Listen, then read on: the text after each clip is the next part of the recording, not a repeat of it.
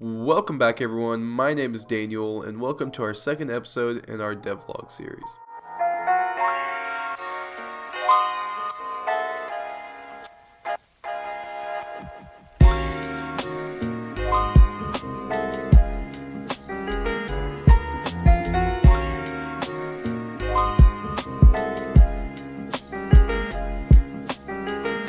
Over the past week, a lot of our work has mostly been done into the AI system for the game. We continued to tweak it from last week and actually added a couple of new features.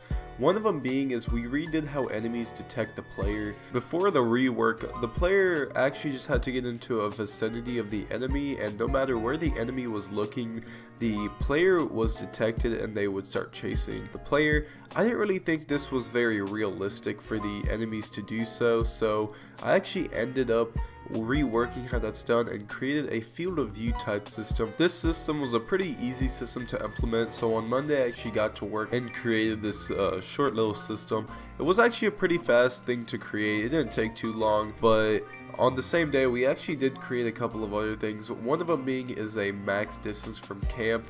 Before adding this feature, the goblins kind of just wandered as far away as they wanted without any really consequences, and I wanted to change that because I don't want the player to be like attacking a camp and then only needs one more goblin, but the goblin is like 1,000 miles in one direction.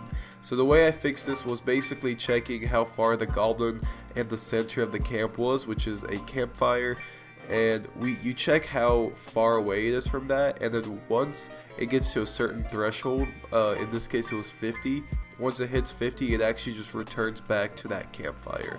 And this system actually works really well. There was a couple of complications with it not going into the water state after, but we actually ironed all those bugs out and it works very well.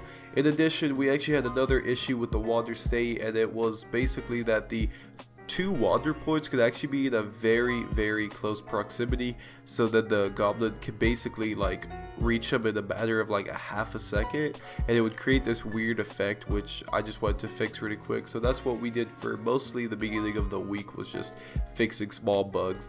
Towards the middle of the week, we actually got a new rock model into our game. As you can see in the background, I'm actually placing them around the map. I was actually really excited to place some rocks because though a lot of programming is fun at parts, I just kind of got burnt out that day and I was just happy to do something else other than program. And in addition, we actually started on a patrol system.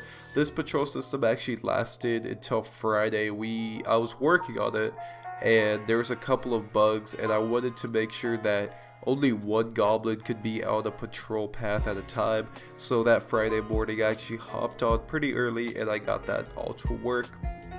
And to end off the week, Saturday, we actually had a very interesting guest appearance by one of the programmers on our team. Well, more of a mentor.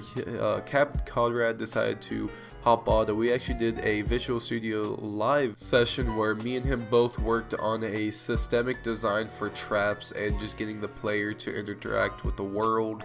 So that was really fun, and it was actually a very interesting experience.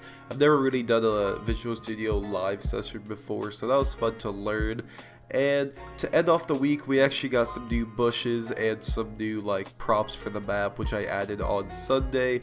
And this was actually one of my most interesting days because I was just interacting with the chat, and Zephyr Sheep actually proposed that I would add like a sort of like rustle animation to when the player interacts with that. So using the systemic design me and Captain worked on the day before, it was actually really simple to add this new feature. We just added a new animation, and yeah, it was very simple.